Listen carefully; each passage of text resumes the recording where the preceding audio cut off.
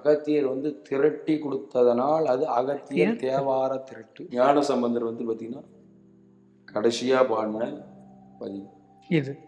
இந்த முக்தியை வந்து வள்ளல் மாதிரி வாரி கொடுத்தவர் ஞான பண் ராகம் வேற வேறையானு கிடையாது, ரெண்டும் ஒன்று தான்.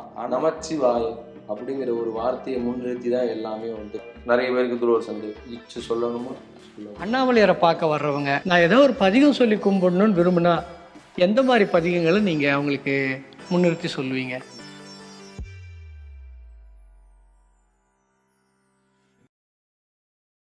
பண் இலக்கியத்துல பண் இசையில பெரிய வித்தகரா இருந்திருக்கிறாரு. இதை சார்ந்து இது பல தலைமுறைகளுக்கு கடத்துற விஷயத்துல அகத்தியருடைய பங்களிப்பு எப்படி அவங்களுடைய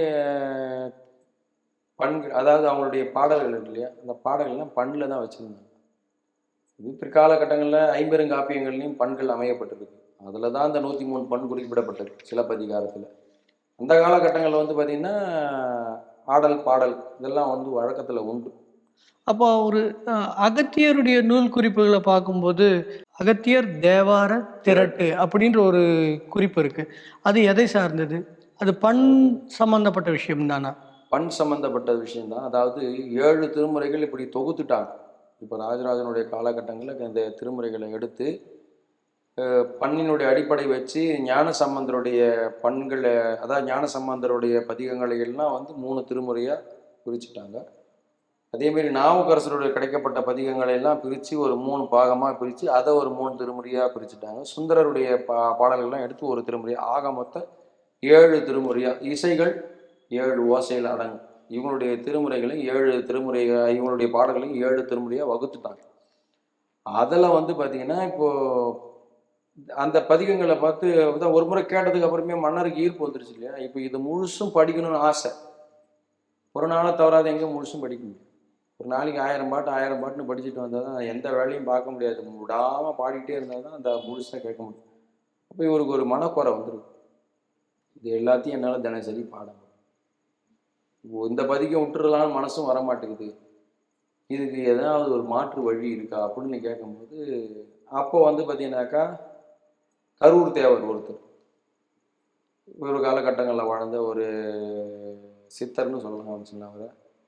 அப்போ கேட்கும் போது பார்த்தீங்கன்னா அகத்தியர் வந்து இவர்களுக்காக இந்த சிரமத்தை நீக்கி மூவருடைய திருப்பதிகங்களில் எதெல்லாம் பாடினா முழுமையாக பாடுவதற்கு ஒப்போ அந்த பதிகங்களை எல்லாம் தொகுத்து ஒரு 24 27 28 பதிகங்கள் வரா மாதிரி பிரித்து கொடுத்துறார். இந்த பதிகங்களை பாடுங்க, நீங்கள் 7 திருமுறை முழுவதுமாக பாராயணம் படித்து, அதாவது பாராயணம் செய்தாலோ இல்லை முழுசாக படித்தாலோ என்ன பலன் கிடைக்குமோ அது அத்தனை இந்த குறித்த பதிகங்கள்லே கிடைச்சிடும். அகத்தியர் வந்து திரட்டி கொடுத்ததனால் அது அகத்தியர் தேவார திரட்டு.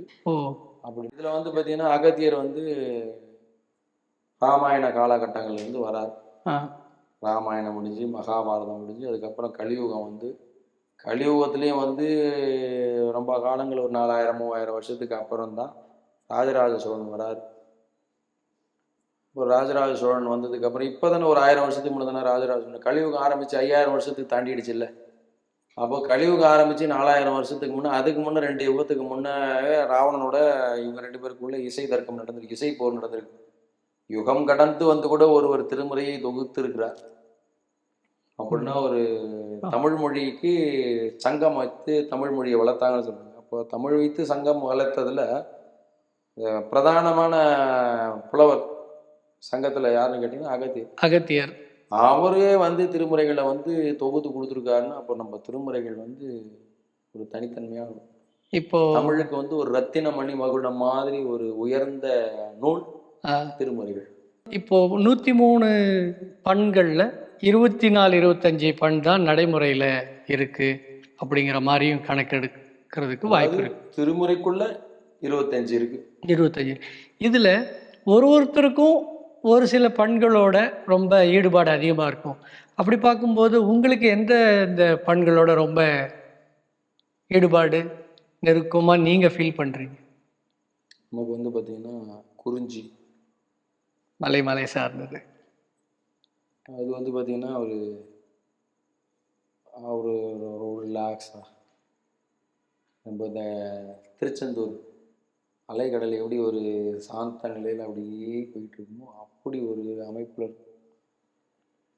அடுத்தது அதனால் வந்து அது ஒரு ஈடுபாடான பண். அப்புறம் வந்து பார்த்தீங்கன்னா கௌசிகம்னு ஒரு பண், கௌசீகம். ம். சாளரபாணின்னு ஒரு பண், இந்தளம்னு ஒரு பண். நான் அந்த பாம்புகள்லாம் கடிச்சு ஆமா, அது சொன்னீங்க. அந்த பண். ஆ.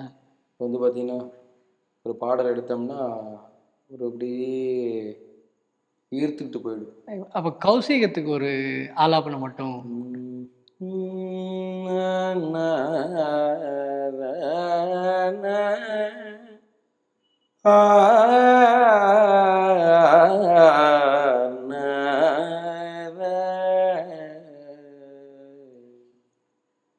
நம்புவாரவரே நானில் நவித்தினால் வம்பு நான் மலர் பார்மது ஒப்பது செம்பொன்னார் திலகம் உலகுக்கு எல்லாம்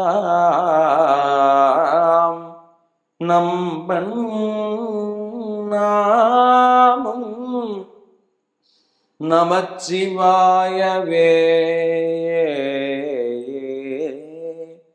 நமச்சிவாயவே ஏ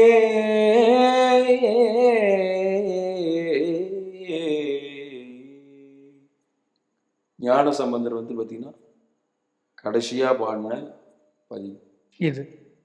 இந்த பதிகம் பாடும்போது அவர் ஆச்சால்புரம் நல்லூர் பெருமணம்னு சொல்லுவாங்க, அந்த ஊரில் இந்த பதிகம் பாடுறார். பாடின உடனே கருவறை வந்து ஜோதி பழமாக மாறிடுச்சு. ஞான பெருஞ்சோதியாக இறைவன் வெளி காமிச்சிட்டார்.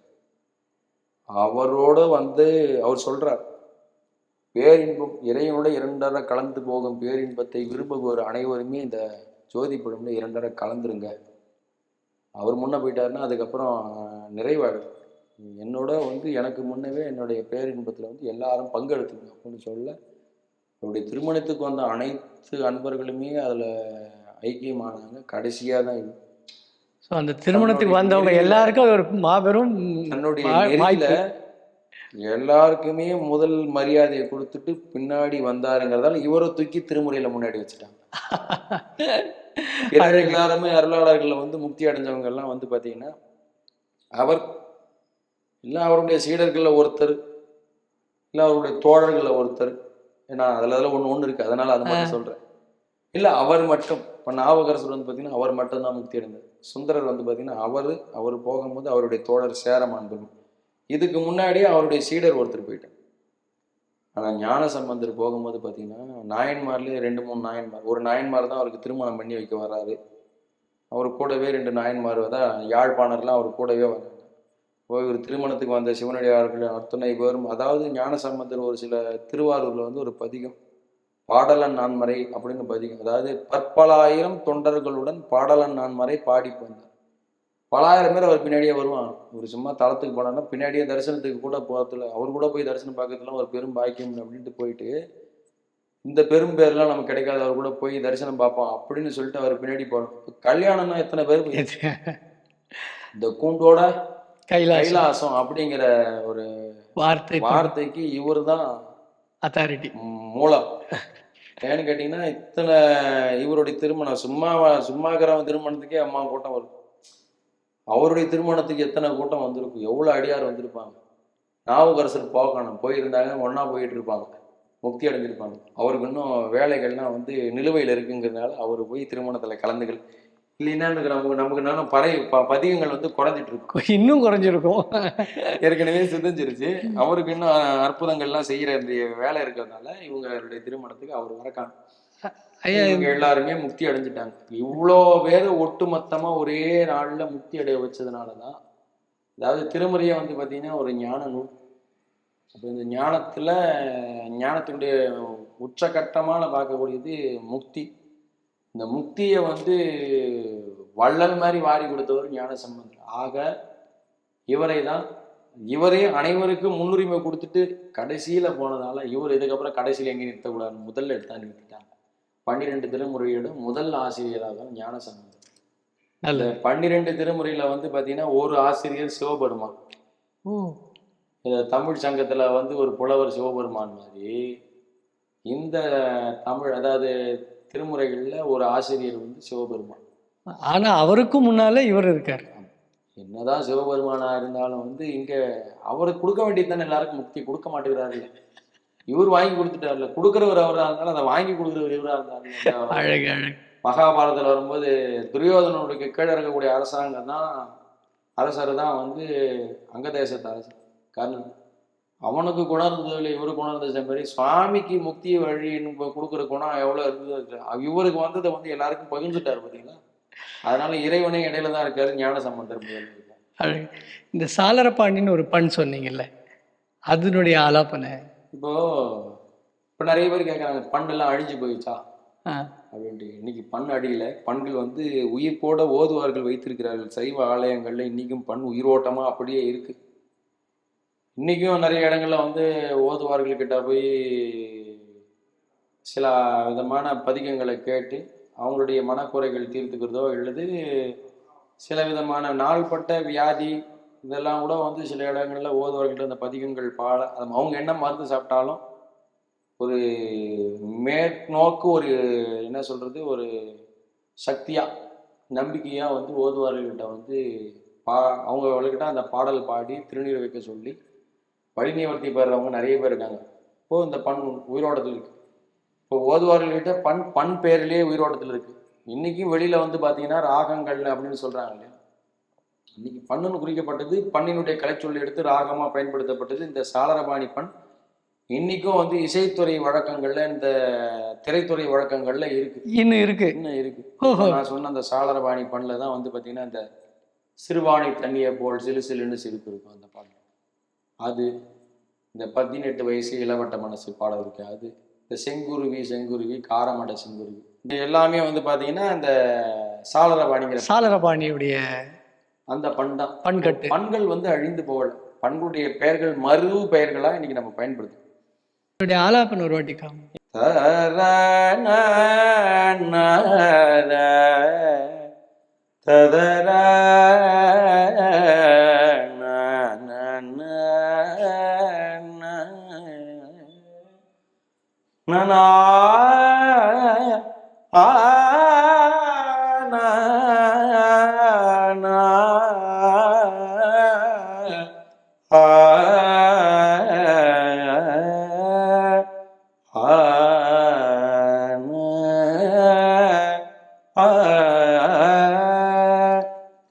இந்த சாளரபாணி தான் இப்போ அந்த சொன்ன இசை வழக்கங்களை வந்து அந்த பாடல்களை இந்த பாடல் அதுல நிறைய வைத்திருக்கிறார்கள். நம்ம பதிகத்துல இதுல நீங்க இப்போ திருமுறைவாணர்கள் அல்லது நம்ம அருளாளர்கள் பாடின பாட்டுல அவங்கெல்லாம் வந்து பாத்தீங்கன்னா இதை வந்து 9ஆம் திருமுறையில மட்டும்தான் இந்த பண் இருக்கு, மற்ற திருமுறைகள்ல இந்த பண் கிடையாது. கலையா உடலோடு சேரமானாரூரன் விளையா மதமாறா வெள்ளானை மேல் கொள்ள முளையா மதிசூடி மூவாயிரவரோடும் அலையா விளையாடும் அம்பலம் நின்னாடரங்கே அலையா விளையாடும் அம்பலம் நின்னாடரங்கே.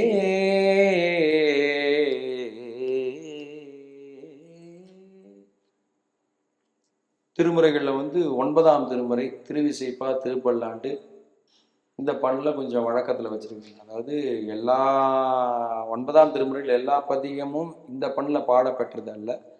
ஆனால் அந்த 9ஆம் திருமுறையில் ஒரு 3 பண்கள் இருக்குன்னா அந்த 3 பண்களும் திருமுறையில் வழக்கத்தில் இருக்கு. இந்த ஒரே ஒரு பண் மட்டும் அரிதா இருந்ததால அந்த திருமுறை பாடுறதுக்கு இந்த பண்ணிய ஒரு வழக்கத்துக்கும் ஓதுவார்கள் பயன்படுத்திக்கிட்டாங்க. அப்புறம் நீங்க இந்த பண் பெயரும் பஞ்சமத்துக்கு ஒரு குறிப்பு கொடுத்துருந்தீங்கல்ல. அதாவது நம்ம தற்கால இசை வழக்கத்தில் இருக்கக்கூடிய சுரங்களுக்கு பெயர், சுரமும் பண்ணும் ஒரே பெயர் கொண்டு அழைக்கப்படுதுன்னும் போது பஞ்சமத்தை பற்றி சொல்லியிருந்தீங்க. அது பற்றின ஒரு சிறு குறிப்பு கொடுக்கும். பஞ்சமங்கிறது ஒரு பண். சுந்தரர் வந்து கைலாயத்திற்கு போகிறதுக்காக வந்து தேவலோகத்திலேருந்து ஐராவதம்ங்கிற ஒரு யானை, அதாவது வெள்ளையாக இருக்கும் அந்த யானை. நார்மலாக நம்ம வழக்கத்தில் இருக்கக்கூடியது, நம்ம பூமியில் இருக்கிற யானைகள் வந்து பார்த்திங்கன்னா கருநிறத்தில் இருக்கும். அந்த யானை வெள்ளை நிறத்தில் இருக்கும். அதுக்கு தந்தம் 2 தான் இருக்கும் நம்ம பூமியில் இருக்கு. இந்திரனுடைய வாகனம் 4 தந்தங்கள் இருக்கும். ஒரு பக்கமும் 2 தந்தங்கள், 4 தந்தங்கள் இருக்கும், வெள்ளை நிறத்தில் இருக்கும். அந்த யானை வந்து திருவஞ்சைக்களம்னு ஒரு இடம் அங்கே இருக்குது. அதாவது இன்னைக்கு தமிழகம் வேற, அன்னைக்கு தமிழகங்கிறது வேறு. அன்னைக்கு தமிழகம் வந்து சில நாடுகளுடைய பெருங்கோர்வு. இன்னைக்கு அது ரொம்ப தனித்து பிரிஞ்சு போயிடுச்சுன்னு வச்சுங்களேன். அப்போ இது எல்லாமே ஒரே மண்டலத்துக்கு, அதாவது சேர சோழ பாண்டியர், இவங்களுடைய 3 பேருடைய நாடுகள். இன்னைக்கு இருக்கிற தமிழகத்திலே இவங்க 3 பேருடைய நிலங்களை பிரித்து எடுத்தோம்னா இந்தியாவோட தென்பாகங்கள் முழுசுமே இவங்க கண்ட்ரோலில் வந்துடும். என்னது சொல்கிறது, ராஜேந்திர சோழன் வந்து எல்லாம் பார்த்தீங்கன்னா உலக வரைபடத்தினுடைய ஒரு குறிப்பிட்ட பாகங்களை இவங்க கீழவே வச்சு ஆட்சி பண்ணியிருக்காங்க. அப்போ காலகட்டங்களில் தமிழகம்லாம் பெருசு. அப்போ வந்து பார்த்தீங்கன்னா மலைநாடுன்னு பேர், நமக்கு நடுநாடுன்னு பேர். நமக்கு நடுநாடு. திருவண்ணாமலை வந்து நடுநாட்டு தலம். அப்போ மலைநாட்டு தலத்தில் போய் ஒரு யானை வந்துருக்கு, அதாவது முக்தி அடையிறதுக்கு இறைவன் வந்து கூப்பிட்டுக்கிட்டு போகிறதுக்காக வந்து இன்னைக்கு வாகனங்கள் இருக்கு இல்லையா, அன்னைக்கு வாகனங்கள் வந்து இங்கேருந்து கைலாயத்தை கூட்டிகிட்டு போகிறதுக்காக பூமிக்கு வந்து வாகனம் வருது. யாரும் இந்திரனுடைய வாகனம். யாரை கூட்டிகிட்டு போகிறதுக்கு? சுந்தரரை கூட்டிட்டு போகிறதுக்கு. அப்போ வந்து இவர் அந்த யானையை வந்து எதிர்கொண்டு வணங்கி எடுத்துக்கிறார். யானை மேலே ஏறி உட்காந்துட்டு பாடின பண் இந்த பஞ்சமம். இது ஸ்வரங்கள்ல பஞ்சம்னா கிட்டத்தட்ட 5 எழுத்து குறிக்குது. சரி கமா பா 5வது. இதெல்லாம் பஞ்சமம்னு பேர் வச்சிருக்கலாம். இந்த பண்ணும் வந்து பண்லையும் பஞ்சமம் இருக்கு. தான் என்னை முன் படைத்தான் அதறிந்துதன் பொன்னடிக்கே, தான் என்னை முன் படைத்தான். இப்படிதான் இந்த பண்ணாது.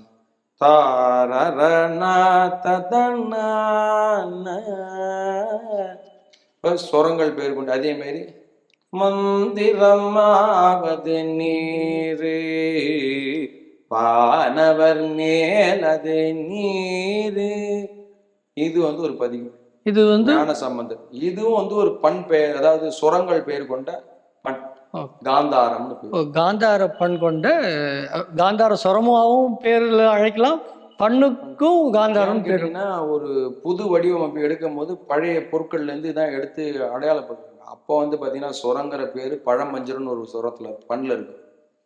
அங்கிருந்து சுரம்ன்ற வார்த்தையை நம்ம இந்த ஒரு எழுத்துக்கு குறிக்கலாம் அப்படின்னு எடுத்துக்கிறாங்க. அதே மாதிரி வந்து பார்த்தீங்கன்னா ஒரு ராகம் அப்படின்னு நம்ம பண்ணு குறிப்பிட்டிருக்காங்க. அந்த பண்ணில் வந்து பார்த்தீங்கன்னா நிறைய இடத்துல ராகம்னு வருது. அப்போது இதை பண்ணு நம்ம குறிக்கிறது பண்ணுன்னு குறிக்கலாம், ராகம்னு குறிக்கலாம். அப்படி 2ஆக கொண்டுட்டு இருந்தாங்க. எப்பயுமே 2 கொண்டுட்டு வந்தால் ஒன்று அடிச்சிடும். எப்பயுமே மக்கள் புதுசுக்கு தான் வந்து முக்கியத்துவம் கொடுப்பாங்க, பழசை விட்டுருவாங்க. ஏன்னா நம்ம தான் பழகிட்டு வச்சுட்டு இருக்கோம். ஏற்கனவே பழக்கம். அப்புறம் புதுசு பழகலாம், வந்ததுக்கு ஏதாவது ஒரு வழி கொடுப்போம். இப்போ வீட்டுக்கு வந்து பார்த்தீங்கன்னா நம்ம அம்மா நம்ம பாட்டிக்கு மருமகள், அப்போ நம்மளுடைய மனைவி நம்ம அம்மாவுக்கு மருமகள். இப்போ எப்படி இவங்களுக்கு மருமகங்கிற பட்டம் மருவி மாமியார்னு பட்டம் வந்துச்சோ, அடுத்த பட்டம் தானா போயிடுச்சோ, அதே மாதிரி ஏற்கனவே பண் வழக்கத்தில் தானே இருக்குது. இப்போ நம்ம தான் வடிவமைச்சிருக்கோம்ல, நம்ம வடிவமைச்ச பேரை கூப்பிடுவோம். அப்படி ராகம்னு கூப்பிட பழக்கம் ஆகி கடைசியில் ராகம் வெளியில வந்துருச்சு, பண்ணு உள்ள போயிடுச்சு. ஓகே, 2 கலந்து அது தன்னை இழந்து ராகங்கிற வார்த்தையை எதுனா புதுசா வர்றதை நம்ம பயன்படுத்த ஆரம்பிச்சிடும். எப்பயுமே பாருங்க, நம்ம ஒரு துணி எடுத்தோம்னா புது துணி எடுத்து யூஸ் பண்றதுக்கு ஒரு ஆர்வம் அதிகமா இருக்கும், பழச ஒதுக்கிடும். அந்த பழையன கழிதலும் புதிதன புகுத்தலுமா மரபுன்னு ஒரு வழக்கமும் அதுல வந்து சிக்கன. அந்த மாதிரி வந்து இதை வடிவமைச்சு பயன்படுத்த ஆரம்பிச்சதால வந்து இப்படி மருவிதான் பண் வந்து விழுந்துரு. பண் ராகம் வேற வேறையானு கிடையாது, 2 ஒன்று தான். ஆனால் இந்த வடிவமைப்புல தற்கால கட்டங்களில் பயன்படுத்தக்கூடிய வார்த்தை ராகம். அந்த தற்கால வழக்கத்துக்கு பயன்படுத்தக்கூடிய ராகங்கிற வார்த்தையும் பண்ணினுடைய சொல் தான். பண்ணினுடைய ஒரு வேர் சொல்லேருந்து எடுத்து தான் அங்கே பயன்படுத்திட்டு வராங்க. ஆனால் இந்த பண் வந்து ஒரு சேர பிறந்தது அப்படின்னு ஒரு ஒரு அடையாளப்படுத்தப்படுது பண்ணை பற்றி பேசும்போது. அந்த ஒரு சேர பிறந்தது அப்படிங்கிறது எதுக்காக குறிக்கப்படுது? இப்போ ஞான சம்பந்தர் ஞானப்பால் குடிச்சிட்டார். அவருடைய தந்தையார் வந்து கேட்குறாங்க, ஒரு கையில் ஒரு பொற்கின்னு இருக்கும், அதோடைய வரலாறுலன்னு சொன்னால் ரொம்ப பெரிய வரலாறு. வெறும் நம்ம அந்த கருத்துக்காக மட்டும் நம்ம அந்த விஷயத்தை ஞாபகப்படுத்துவோம். அப்போது உடனே அவங்க தந்தையார் வந்து பார்த்திங்கன்னா ஒரு கொம்பு, சின்ன கொம்பு எடுத்துக்கிட்டு ஒச்சுதல்னா மிரட்டுறது. யார் கொடுத்த எச்சி பாலை குடிச்சது கேட்கும்போது ஆள்காட்டி விரலை தூக்கி கோவிலுடைய கோபுரத்தை காமிச்சு, தோடுடைய செவியன் விடையேறியோ தூவள் மதிசூடி காடுடைய சுடலை பொடி பூசிய உள்ளம் கவர்கள் ஏடுடைய மலரான் முனை நாட்பணிந்தேத்த அருள் செய்த பீடுடைய பிரமாபுரம் மேவிய பெம்மா இவனன்றே. இப்போ இவரு அப்படியே எடுத்து பாடும் போதே அந்த நட்டா பாடையில பாடிட்டு இணைந்துங்கிறது இதுல எது எது இணையுது? இப்போ இயல் தனியா வரணும், இசை தனியா அதுக்குள்ள பொருத்தணும். இதுக்கு பேர் வந்து இயற்றுதல்னு பேரு, இதுக்கு பேர் அருளல்னு பேர். இப்போ வந்து ஒரு பாடல் வந்து இயற்றினார் அப்படின்னா தயார் செய்தார்கள் அர்த்தம். அருளிலார்னா அப்படியே அது அப்படியே நேரடியாக வந்து ஒரு சேர பிறந்துருச்சுன்னு அர்த்தம். இப்போ பண்கள்லாம் வந்து பார்த்தீங்கன்னா பண்களே சொன்னல, தமிழ் மொழியில் எப்படி ஒரு கிளி கத்துற சத்தங்களுடைய ஒலி அளவுல வச்சே பேர் வந்து அதேமாரி பண் அப்படியே ஒரு ஒரு இயல்புல மக்கள் எப்படி வாழ்ந்துட்டு வந்தாங்களோ அப்போ அப்படியே நிலையில எப்படி பாடிட்டு இருந்தாங்களோ அந்த நேரத்துக்கு தகுந்த மாதிரி அதோட உணர்வுகளுக்கு தகுந்த மாதிரி பேர் வச்சுக்கிட்டே வந்துடுச்சு. அந்த உணர்வும் மொழியும் ஒரு சேர வந்த இசைக்கு பேரு பன்னிசைன்னு சொல்லலாம். அதெல்லாம் வந்து இப்போ என்றைக்குமே வந்து பார்த்தீங்கன்னா எடுத்த உடனே முதல்ல பாடுற பாட்டெலாம் வந்து பார்த்தீங்கன்னா பெரும்பாலும் கம்பீர நாட்டை அப்படின்னு பாடுறது, அதுதான் இந்த நட்டப்பாடைங்கிற பண். இப்போ சில பண்களுக்கு 2 பேர் கொண்டு அழைக்கிறது. சொல்ல போனா இந்த கௌசிகம், அதை பைரவின்னு அழைக்கிறோம். எதனால ஒரே பண்ணுக்கு 2 பேர் சொல்லி? அதாவது பண் அப்படின்னும் போது ஒரு பேர்லையும் ராகம்னும் போது அதுக்கு ஒரு பேரும் வச்சிருக்காங்க ஒரே விஷயத்துக்கு. ஓகே, பண்ணாஸ் அழைக்கப்படும் போது அது வந்து கௌசிகம். ராகம்னு சொல்லி அழைக்கும் போது அதுக்கு ஒரு பெயர் இருக்கு. இது ரெண்டும் ஒன்றும் அப்படிங்கிறது தான் அதில் சொல்லப்படுற ராகம் அந்த ஒரு குறிப்பிட்ட ஒளியளவுகளை குறிக்கக்கூடியது. இது எங்களுக்கு வித்தியாசப்படுத்தி காமிக்க முடியும். இதில் சொல்லக்கூடிய பண்ணுங்கிற பேரும் வந்து ஒரே, அதாவது வந்து பார்த்தீங்கன்னா ஒரு இப்போ பசுங்கிறதும் பசுவை குறிக்கக்கூடியது, ஆங்கிறதும் பசுவை குறிக்கக்கூடியது, அவ்வளோதான். இது ரெண்டுமே குறிக்கக்கூடியது ஒன்று. இப்போ வந்து அதை ஒரு பெயர் சொல் வைத்திருப்போம் இல்லையா, ஒரு மொழி ஒரு சொல்லில் அப்படி வந்து குறிச்சிருக்கு. அங்கே பசுங்கிறது ஒரு மொழி ஒரு சொல்லுன்னு சொல்ல மாட்டோம் இல்லையா, அந்த மாதிரி குறிக்கிற மாதிரி இப்போ பண்ணுங்கிறது ஒரு அடையாளப்படுத்தும் போது பழங்காலத்தில் பயன்படுத்திட்டு வந்த வார்த்தைகளில் பண். இது தற்கால வழக்கங்களில் வந்து கொண்டுட்டு வரும்போது என்ன, இந்த கடப்பியாதி சங்கீதம்னு சொன்னோம் இல்லையா, அதில் வந்து தாய் ராகங்கள்லாம் அடையாளப்படுத்துறதுக்காக கொண்டுட்டு வரப்பட்டது தான் அந்த கடப்பையாதி அப்படிங்கிறது. ஒரு ராகத்தினுடைய பெயரை முதல் 2 வார்த்தை எழுத்துக்கள் இருக்குது, அந்த எழுத்துக்களை வச்சு அது எத்தனாவது வரிசையில் இருக்குது அப்படிங்கிற மாதிரி குறிக்க முடியும். அப்போ பேர்கள்லாம் இவங்க மாற்றி எடுத்துகிட்டு வந்தாங்க. அப்போ வந்து ஒரு சில ராகங்களை அமைக்கிறாங்க. அப்போ அமைச்சிருக்கிற ராகமும் அந்த காலத்தில் இருந்த பண்ணின்னு இருந்தக்கூடிய பண்ணினுடைய ஓசையும் பொருந்தி இருக்கு. இவங்க புதுசாக கண்டுபிடிச்சதான் நினச்சிக்கிட்டாங்க, ஏற்கனவே இருந்திருக்கு அப்படிங்கிறது எதிர்காலத்தில் வந்து ஒத்து உழைச்சிது. இப்போ மரபணு தானே, மரபணு வச்சு தான் இப்போ சேய்கள் வந்து தாயை கண்டுபிடிக்க வருது. அப்போ நினச்சிக்கிட்டு இருக்காங்க நாங்கள் ஒரு பைரவின்னு ஒரு ராகத்தை கண்டுபிடிச்சி பாடிக்கிட்டு இருக்கோம். அங்கே போய் பார்த்தா கோவிலில் ஒரு ஓதுவாரை வந்து அதை கௌசிகம்னு சொல்லிட்டு பாடிட்டு இருக்காரு. ரெண்டையும் பார்த்தா கிட்டத்தட்ட ஒரே மாதிரியே இருக்கு. அப்போ இது ரெண்டும் ஒன்று தான் போல இருக்கு. அப்போ அது தாய், இது வந்து சேய். தாயே தான், இது வழக்கத்திலே இருந்திருக்கு. இதை நம்ம புதுசா இன்னைக்கு கண்டுபிடிச்சோம். ரெண்டுமே தாயுடைய மறு உறவு. அதாவது அவங்க ஏற்கனவே அதை வச்சுக்கிட்டு தான் இருக்காங்க, வந்து இவங்க திரும்ப புதுசா கண்டுபிடி. இப்போ சூரியன் வந்து இப்போ கொலம்பஸ், அமெரிக்காவை கொலம்பஸ் கண்டுபிடிச்சாங்க, அமெரிக்காவை கொலம்பஸா கண்டுபிடிச்சாங்க, அது அங்கேயே தான். இந்த கொலம்பஸ் வந்து அதை அடையாளப்படுத்திக்கிட்டாங்க அப்படிங்கிற மாதிரி இந்த கௌசிகம் பண்ணுங்கிறது ஏற்கனவே இருந்து அது பழக்கத்துல தான் இருக்கு. அதுக்கு இவங்க ஒரு பேர் வச்சு பைரவின்னு ஒரு பேர் வச்சு அதை பாடிக்கிட்டு இருக்காங்க இவங்க ஒரு பக்கம். இப்போ வந்து பார்த்தா அது ஏற்கனவே இருக்கு. அப்போ ஏற்கனவே இருக்கிறது தானே மூலம். இன்னைக்கு நம்ம வடிவமைச்சு எடுத்துட்டு வந்தாலுமே அதுதானே முதல்ல இருந்திருக்கு. அப்படின்னும் போது அவங்க என்ன பண்ணிட்டாங்க, அந்த பழைய பண்களும் இப்போ இருக்கிறதுல பாடி பார்க்குறாங்க. எதெல்லாம் ஒரே மாதிரி அமைப்பில் இருக்கிறதோ அதெல்லாம் வந்து இப்போ ஒரு பேர் கொடுக்குறாங்க. ஒரு பேருக்குள்ளார எடுத்துட்டு வராங்க. இப்போ நட்டப்பாடை நாங்கள் பயன்படுத்தக்கூடிய ராகமும் நாங்கள் பயன்படுத்தக்கூடிய பண்ணும், கம்பீர நாட்டின் அவங்க பயன்படுத்தக்கூடிய ராகமும் ஒன்றும். இந்த மாதிரி ஒரு கோர்வை எடுத்துட்டு வராங்க. இதெல்லாம் வந்து இப்போ வந்து பார்த்தீங்கன்னா இந்த கிடைச்சா 103 பண்ணு இருக்குன்னு சொன்னாங்க. இதில் 198 பண்ணுகள் வரைக்கும் இக்காலத்துல பேரு அக்காலத்து பேர். ரெண்டுத்துக்கும் சொல்லும் போது என்ன பேரு, இப்ப இருக்கிற ராகமா சொல்லும் போது என்ன பேருன்னு சொல்லிட்டு தமிழிசை சங்கத்துல வெளியிட்டு இருக்காங்க. அந்த அளவுக்கு இதுக்கு நெருங்கி வந்த ஒரு 4-5 பண்களை பற்றின கருத்தரங்கங்கள், ஆய்வுகள் இன்னும் நடத்தப்பட்டு இருக்கு. கடைசியா ஒரு கொண்டல் கிரியை ஏதோ ஒரு பண் போய் கலந்துக்கிட்டேன். அதுக்கப்புறம் ஒரு 2 வருஷமா போய் கலந்துக்கல. அதுல இன்னும் ஒரு 4-3 பண்கள் வந்து நிலுவையில் இருக்கு. இந்த பண்களுக்கு என்ன அதே மாதிரி ஏற்கனவே கண்டுபிடிச்சு நிர்ணயம் செய்திருக்கிறார்கள். இதுதான் தற்காலத்தில் இருக்கக்கூடிய ராகம், அதற்கு இணையான பண்கள். இதுலையும் மாற்று கருத்துக்கள் யாருக்கேனும் வந்தால் அல்லது ஏதாவது ஒரு மரபுல தெரிஞ்சவங்க இருந்து இதை வந்து இப்படிதான் பாடுறது, இந்த சொல்லுக்கு உண்டான இலக்கணம் இதுல தான் இருக்கு, எந்த அடிப்படையில தான் இந்த இசை வரும்னு சொன்னா மாற்றி அமைக்கப்படும் கூட சொல்லியிருக்காங்க. தீர்மானம் செய்து இன்னும் வைத்திருக்கிறார்கள். அதிலும் மாற்று கருத்துக்கள் வறுமையானால் அது எடுத்து மறுசீரமைப்பு செய்யப்படும்.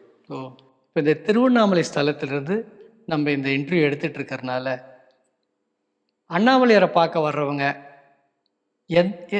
ஏதாவது ஒரு பதிகம் சொல்லி நான் கும்பிடணும், மலையை மூலஸ்தானத்துக்கு வந்தோ இல்லை மலையை பார்த்து கும்பிடும் போதோ இல்லை கிரிவலத்துக்குள்ள இருக்கும்போதோ இல்லை அம்மனை பார்த்து கும்பிடும் போதோ நான் வெறும் ஒரு வார்த்தையாக சொல்லி அது வேணும் இது வேணும்னு சொல்லி கும்பிடாம நான் ஏதோ ஒரு பதிகம் சொல்லி கும்பிடணும்னு விரும்பினா எந்த மாதிரி பதிகங்களை நீங்கள் அவங்களுக்கு முன்னிறுத்தி சொல்லுவீங்க? இப்போ நம்ம திருமுறையில் இருக்கிற எல்லா பதிகமே பார்த்தீங்கன்னா ஒரு வாக்கியத்துக்கு தான் மேற்கோள் காமிச்சிருக்காங்க.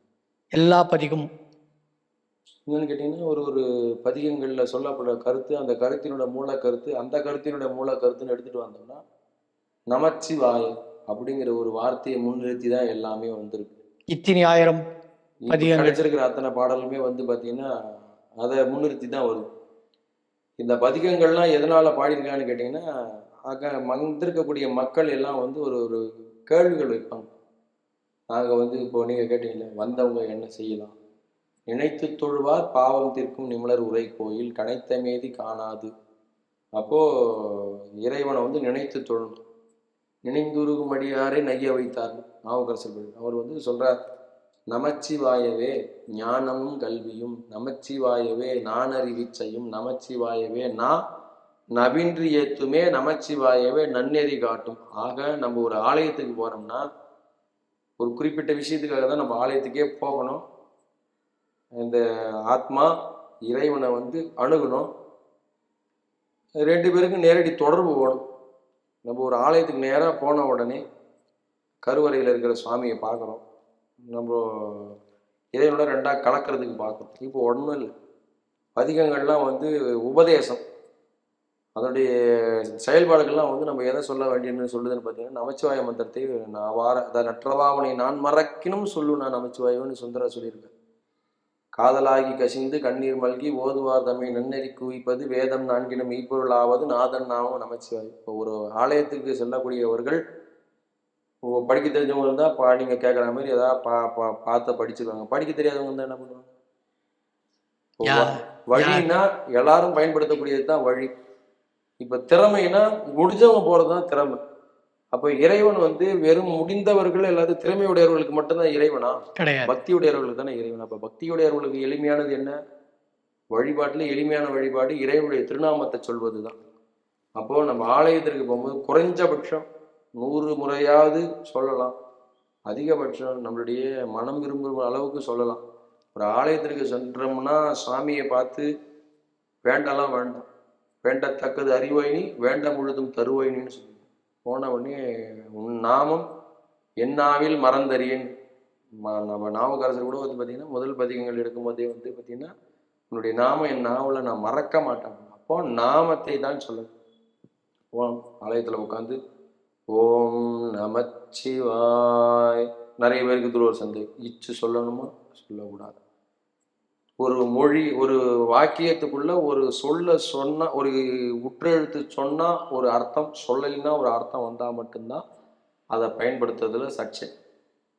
நம்ம நமச்சிவாய மந்திரத்துல ஓம் நம சிவாய் அப்படி சொல்லிக்கிட்டாலுமே சரி, ஓம் நமச்சிவாய் இப்படி சொல்லிக்கிட்டாலுமே சரி, அர்த்தங்கள் மாறுபட போறதே கிடையாது. ஆகையினால நமச்சிவாய மந்திரத்தை நம்ம இடைவிடாது சொல்ல ஆரம்பிச்சோம்னா கொஞ்ச நேரங்கள்ல நமக்கு சிந்தனைகள் சிதறி கொண்டிருக்கிற சிந்தனைகள் ஒருங்கேற ஆரம்பிச்சுச்சுன்னா இறைவனுக்கு நமக்கு இருக்கிற இடை தொடர்பு ரத்தாகி இணைஞ்சிடும். அவ்வளவுதான். நினைப்பவர் மனம் கோவிலா கொண்டவன் சொல்லிட்டு நாவுக்கரசு. அப்ப ஆலயத்துல போய் ஆலயம் கோவிலா கொண்ட இறைவன் கொஞ்சம் மனதிலே நினைத்தோம்னா நினைக்கிற மனதுக்கே கோயிலா அமைச்சு இங்கேயுமே உள் இறங்கிவிடும். அதனால இறைவன் எங்குள்ள அல்ல, தேடி கண்டு கொண்டேன் திருமாலோடு நான்முகனும் தேடி தேடோனா தேவனை என்னுள்ளே தேடி கண்டு கொண்டேன்னு சொல்லுவாங்க. ஆக ஆலயத்துக்குள்ள போய் இறைவனை நம்ம பார்த்து நமக்குள்ள தேடணும். அப்படி தேடலைன்னா நமக்கு அப்போ குருடனுக்கும் பக்தி எப்படி வந்தது? குருடனால பார்க்க முடியுமா? அப்போ மூலமான விஷயம் என்ன? இறைவனை மனதினாலேயும் நம்ம நுகர வேண்டியதுதான். அப்போ இதுக்கு வழி என்னன்னு கேட்டீங்கன்னா, இதற்கு அந்த மனதை திறக்கக்கூடிய திறவுகோல் எதுன்னு பார்த்தீங்கன்னா நமச்சிவாய மந்திரம். என்னன்னா ஒரு ஆலயத்துக்கு போய் சாமியை பார்த்து எந்த பாட்டு பாடுறதுன்னு கேட்டாங்க, நீங்க எந்த பாட்டும் பாட வேண்டாம், அதுக்கு ஒன்றும் நான் எத்தனையோ பாட்டு இருக்குன்னு சொல்றேன்னு. நமச்சிவாய மந்திரத்தை நாகணிக்க சொல்லுங்க. சுவாமி உங்க பக்கத்துல என்ன வேணும் சொல்லி கேட்பேன். என்ன நம்ம சாமியை போய் எங்க போய் நோண்டிட்டு இருந்தாலும் கிடைக்காது. இந்த நல்ல வாய்ப்புக்கு மிக்க மகிழ்ச்சி. இந்த பண் சார்ந்த நம் சைவ மரபு சார்ந்த பாடல்கள் பதியங்கள் சார்ந்த விஷயங்களுக்கு மீண்டும் மீண்டும் உங்களை சந்திக்க வாய்ப்பு கிடைக்கணும்னு வேண்டி விடைபெறுகிறோம். நன்றி, வணக்கம்.